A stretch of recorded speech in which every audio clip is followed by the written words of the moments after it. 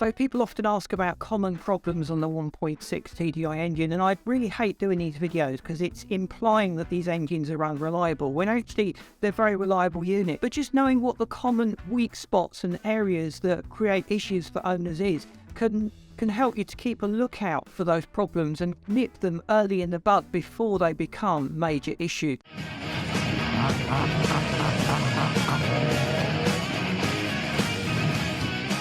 So the EGR valve, the exhaust gas recirculation system, which is designed to improve the emissions and the harmful nitrous oxide gases emitted by the engine when it burns, especially when the engine is cold, the EGR system helps to reduce those levels. But because the EGR system is quite complex, it does tend to clog up, and it's been attributed as part of the problem of coking up of the intake valves, which is quite a common thing on direct injection engines, but is not the source of the problem. The crankcase ventilation system, where droplets of oil in vapor around the internals of the engine are recirculated into the intake, that is generally where you get most of the carbon buildup on the head. So if the EGR valve actually fails, you will generally get some sort of warning light on the dashboard, and in most cases it just needs a clean. So strip it down, replace any mechanical components within the EGR valve that have maybe seized up or become coked up so badly that a replacement is necessary, and that should restore the performance that you would get for the engine. But bear in mind, the EGR valve is not working when the engine is warm, so it's not having an effect on the performance of the car. We've heard people having issues with glow plugs. Now that's fairly common across diesel engines, especially in cold weather, so a lot of problems associated with cold starts can be traced back to the glow plug. But before you just go out and replace the glow plugs, get them checked and tested.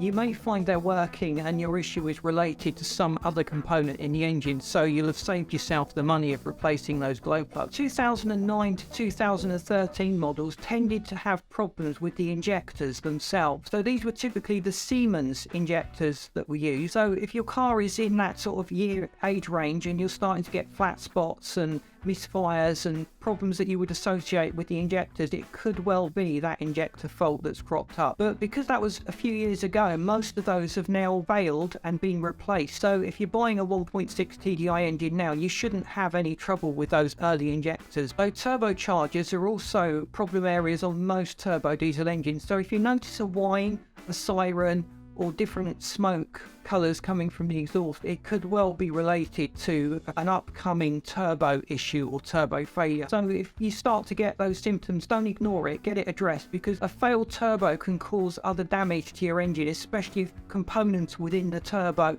break off and get sucked into the engine. So with a lot of turbo problems, you will generally get some sort of warning light flashing up on the dashboard when it has become a significant problem. But as I say, just listening to the sound the turbo makes can help you to diagnose potential problems long before they actually become an issue. So we've heard also of a lot of oil leak problems on the 1.6 TDi. So these are obviously manifest just by inspecting the engine. So if you notice any wet spot, clean it off thoroughly and just keep a very close eye on it and work out where that is coming from. And it is generally a steel or a gasket that is just starting to fail. So losing too much oil is obviously going to be to the detriment of the car's lubrication and its long-term reliability. It can create smoke as that oil on the engine is starting to warm up and burn off, so it makes driving the car an unpleasant experience. So the diesel particulate filter is also a problem, particularly on 1.6 TDIs that are only driven on short journeys or very occasionally. You do need to get a fair bit of heat into your DPF filter for it to effectively work. So you really are saving up lots of problems for yourself just by doing those short journeys, and neglecting the DPF filter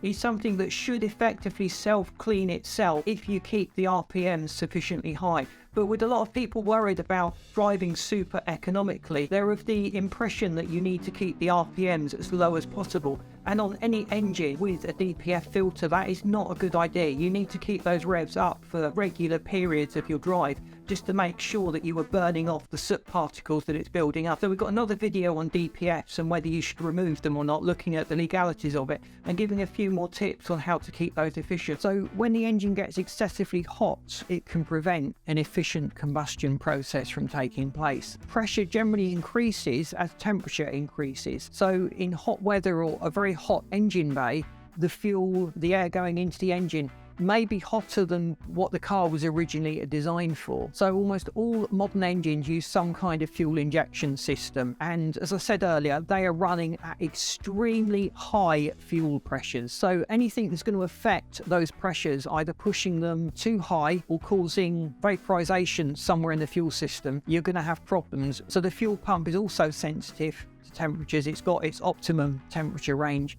and if that's getting too hot, it may well be less effective at pumping fuel at the required pressure. So some owners, particularly of these Volkswagen diesel engines, have reported that they've got to wait 4 or 5 minutes to allow the engine to cool down before they can start it again. So they quite commonly have warm start issues as the mileage starts creeping up. So what are the common causes behind this? Well, the first and most common thing that crops up is Relay 109. What is this mysterious Relay 109? What does it do? So Relay 109 basically sends power to every sensor in the engine and also supplies power to the ECU. Now, the earlier versions of Relay 109 tended to get very hot in operation, which led to intermittent problems before it ultimately failed and cut out and let you down while you were driving along. So there's a newer version of Relay 109 which is better built. It's got heavier duty components inside it. It doesn't run as hot, it can tolerate the heat better, and it's much better at lasting the duration. So if you're getting these intermittent problems, it could well be down to that Relay 109 problem. But there's quite a lot going on inside a diesel engine at the startup point, and it's just good to just make sure that all of these circuits are working exactly as they were intended to. Though sometimes a bad map can cause all sorts of starting issues. So if your car is getting on a bit, it's started to age, you may well need to adjust the map inside to just cope with its age and the degradation, or fix the problems that were causing that in the first place. But if you've had it remapped, you may well be pushing much more power than the engine was originally designed, and now it is struggling to start. So getting the ECU adjusted slightly can help lift the car from not being able to start when it's warm or cold to being able to start quite happily when it's warm or cold. So in a lot of the Volkswagen Group diesel engines, the ECU will not fire the injectors until you've reached 300 RPMs on the starter. So if the starter motor has degraded, if the starter motor is not getting enough voltage, or the engine itself is not moving as freely as perhaps it should be, it won't reach the 300 RPM and it won't crank and start the fuel system. So it again is not going to start. So that will typically cause long cranking times. Now often when you've cranked an engine for a while, it's started to warm up a little bit, you've got things going and freed up, and then it will happily start.